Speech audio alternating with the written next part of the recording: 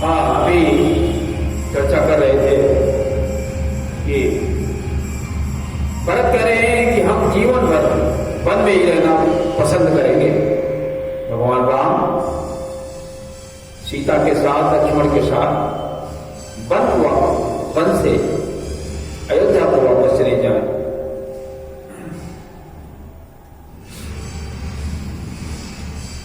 राम गुरु जी से कहते हैं और सभी लोगों से कहते हैं कि भरत जैसा भाई इस धरती पर उत्पन्न ही नहीं हुआ।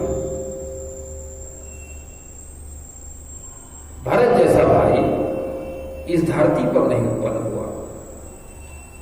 नाथ सपत पितु चरण दुहाई, मैं आपकी शपथ खा के कहता हूं और पिता के चरणों की दुहाई देता हूं। नाथ सपत पितु चरण दुहाई, और भयो न भुवन भरत सम भाई। भरत के समान इस धरती पर कोई भाई नहीं करता।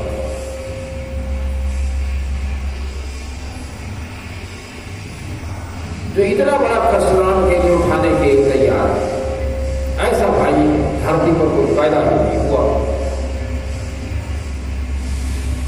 गुरु जी कहते हैं भरत से कि भाई ऐसा है भरत जी, आप अपनी बात सभा के मध्य में सभी के सामने रखें। आप क्या चाहते हैं?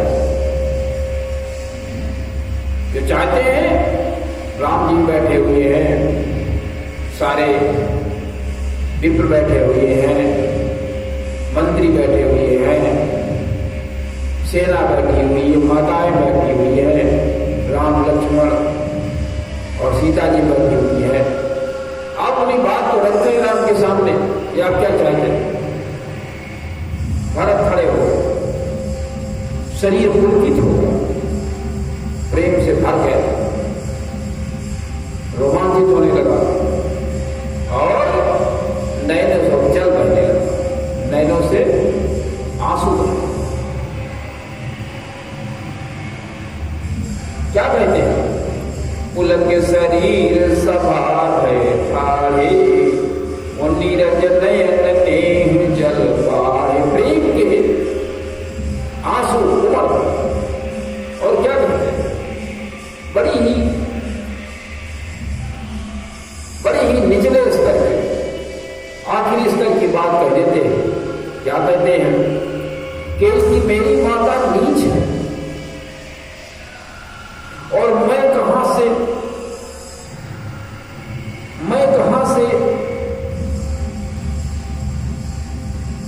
सज्जन हो जाऊंगा, मैं कहां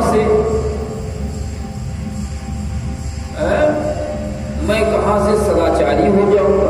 मेरी माता तो नीच है, नीच से व्यक्ति नीच ही पैदा होता है, नीच से ऊंचा नहीं हो सकता। क्या कहते हैं? क्या कहते हैं भरत कहते हैं, शिशुपन ते परिहरेउ न संगु। कभी मैंने बड़े भाई का साथ नहीं छोड़ा, छोटे पर से। शिशुपन ते परिहरेउ न संगु, और कबहु न कीन मोर मन भंगु। और बड़े भाई ने कभी मेरे मन को तोड़ा नहीं।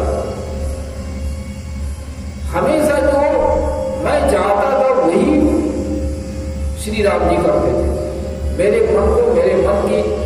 मेरे मन के अनुसार ही भगवान राम करते थे। कभी उन्होंने मेरे मन को नहीं तोड़ा। जो भरत कह देते थे वही राम। और क्या कहते थे? मैं प्रभु कृपा रीति ही जिय जोही, हारे हूं खेल जीता नहीं मोही। मैं प्रभु की कृपा रीति को अच्छी तरह जानता हूं, हृदय से जानता हूं कि भगवान राम जी कितने कृपालु हैं। इसको बड़े ठीक ढंग से जानता हूं, क्योंकि जब मैं कभी खेल में हार जाता था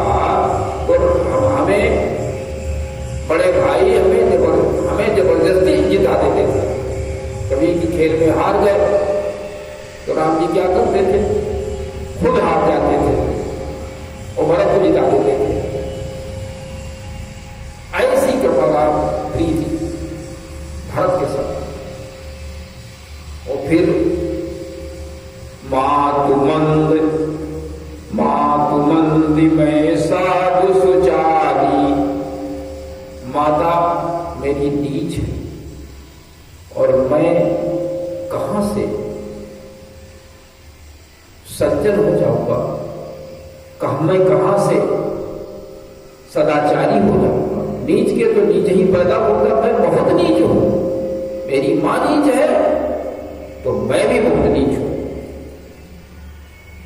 अपुर आनत कोटि कुचाली, अगर मेरे मन में ऐसा आ जाए, आनंद,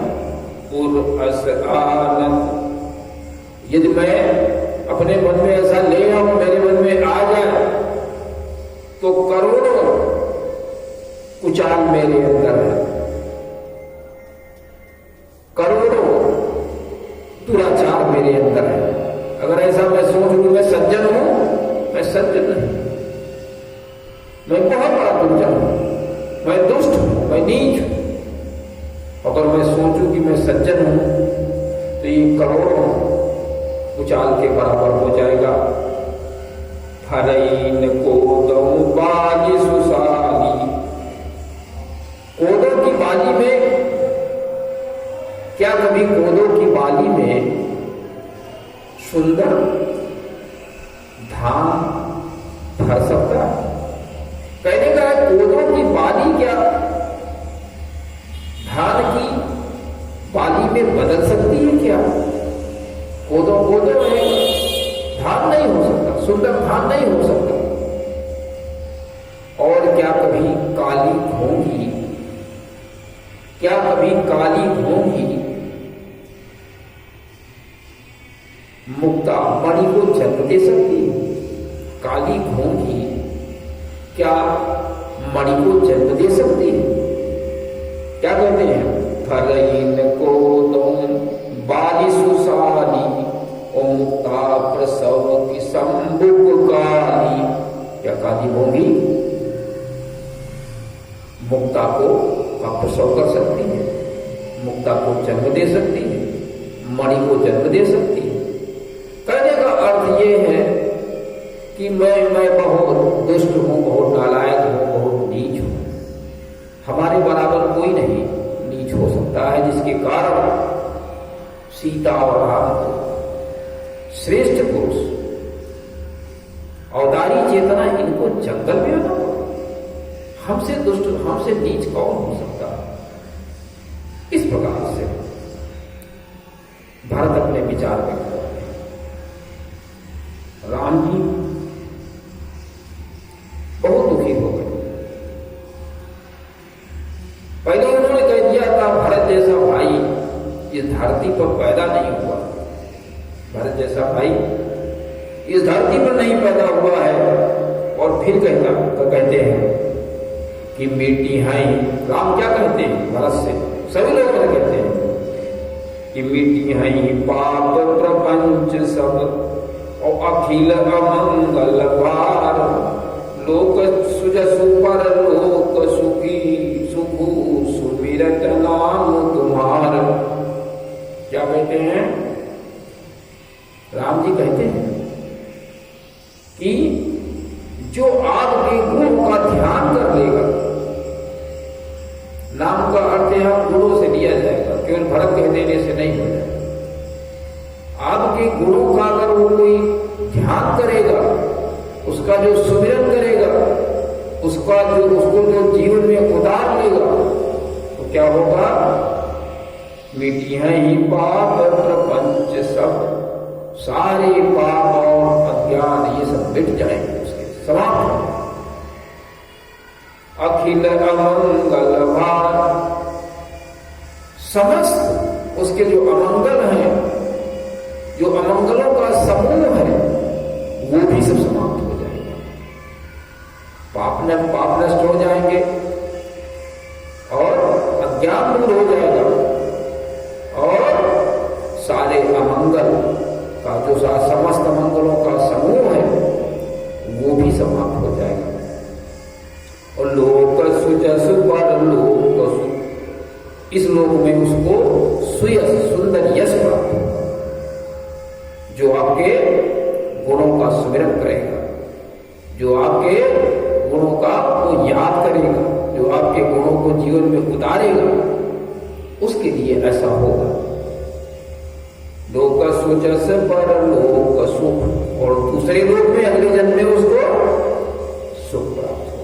सुमिरत नाम तुम्हार, तुम्हारा जो नाम सुमिरेगा, तुम्हारे जो गुणों को सुमिरेगा। अकेले नाम सुमरने से नहीं काम चलता है, नाम भरत भरत भरत करते रहो तो नहीं हो पाएगा। भरत के गुणों को जो सुमिरेगा, भरत के गुण कितने श्रेष्ठ हैं, अपने भाई के लिए कितना त्याग और बलिदान करने के लिए तैयार है। इस प्रकार से अगर कोई व्यक्ति अपने भाई के लिए त्याग और बलिदान करने को तैयार होगा तो उसके लिए भी ऊपर कही गई बातें हैं, प्रपंच और पाप सब दूर हो जाएंगे। और फिर कहते हैं, अरे भरत आप ये क्या कहते हैं, हित और अनहित, मित्र और शत्रु को पशु पक्षी भी जानते हैं। आप देखें कि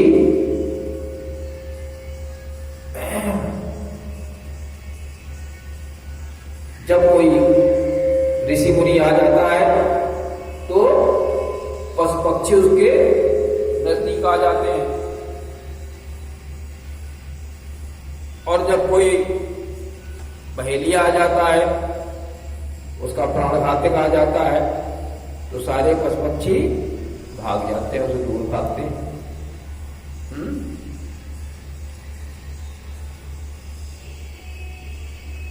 जब बधिक जानवरों को ले जाता है और समझ जाते हैं तो वो चिल्लाने लगते हैं, बचाओ बचाओ बचाओ, लेकिन कौन बचाए। इसी प्रकार से हित अनहित ये पशु और पक्षी सब जानते हैं। और फिर मनुष्य तो ज्ञान और गुण की खान है, वो क्यों नहीं जानता। तो कहते हैं कि हित अनहित पशु पक्षी जाना, और मानुष तन गुण ज्ञान निधाना। और मनुष्य तो ज्ञान और गुणों के का निधान है, भंडार है, वो तो नहीं जानेगा कौन मेरा हितैषी, कौन मेरा अहित करने वाला, कौन मेरा मित्र है, कौन मेरा शत्रु है। लेकिन समाज में कुछ मनुष्य ऐसे भी हैं जो जानवरों से भी गए हुए हैं, जड़ हैं, वो नहीं जान पाते हैं कौन मेरा हितैषी है, कौन मेरा अहित करने वाला है, वो नहीं जान पाते। और जीवन भर कष्ट में पड़े रहते हैं। जो हित करने वाला है उसके पास वो नहीं बैठेंगे, जो अहित करने वाला है उसके पास बैठते हैं, उसकी बात को सुनते हैं, उसकी बात को फॉलो करते हैं, मानते हैं, और संकटों से हमेशा घिरे रहते हैं। इसीलिए भगवान राम कहते हैं कि प्रथम भगति संतन कर संगा, दूसर रति मम कथा प्रसंगा। पहली भक्ति ये है कि श्रेष्ठ लोगों की आप संगति करें और मेरे कथा प्रवचनों को आप सुने, उनके प्रति रति हो जाए। मैंने जो उपदेश किया है उसको आप जीवन में उतारें, ये दूसरी भक्ति कही गई है। तो आज के प्रसंग में कौन कौन सी बातें ध्यान में रखनी है आप लोगों को। पहली चीज ये है कि शुभ और अशुभ कर्मों का फल विधाता देता है, इसलिए हमेशा शुभ कर्म करें, श्रेष्ठ कर्म करें, जिससे कि आपको श्रेष्ठ फल प्राप्त हो जाए। अपने गुरु की इच्छा के अनुसार कार्य करें, जो गुरु कहे, सदगुरु कहे, उसके अनुसार चले तो इच्छित फल की प्राप्ति हो जाती है। जैसी आपकी इच्छा होगी वैसा ही फल प्राप्त हो जाएगा। भरत जी के चरित्र का आप अनुसरण करें। भरत जी का कैसा चरित्र है, भरत जी के क्या गुण हैं, उनको समझ करके अपने जीवन में उतारने का प्रयास करें। ठीक है। और जो श्रेष्ठ है उसके बालक भी श्रेष्ठ होते हैं, उसके बच्चे भी श्रेष्ठ होते हैं। जो नीच है उसके बच्चे भी नीच होते हैं। इस बात का भी हमेशा आप ध्यान रखें। ठीक है ना। और हित और अनहित हमारा कौन कर रहा है उसको भी समझते रहें। जो हित करने वाला है उसके आप साथ में रहें और जो अहित करने वाला है उससे आप दूर रहें। अगर ये सब चीजें आप करेंगे तो आपका जीवन सुखमय होगा, और अगर आप इसके विपरीत जाएंगे तो निश्चित रूप से आपको कष्ट मिलने वाला है, कष्ट मिलेगा। तो आप हमेशा परिस्थितियों से हमेशा होशियार रहें और भरत जी का जो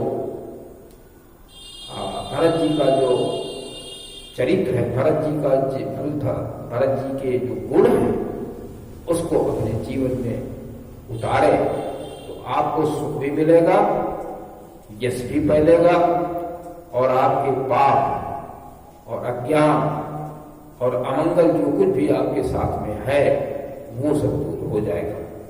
तो आज की बात बस यही तक, और अब आज का प्रवचन समाप्त होता है। अगला प्रवचन अगले इतवार को होगा। इसी के साथ में आज के कार्यक्रम को समापन। ओम शांति।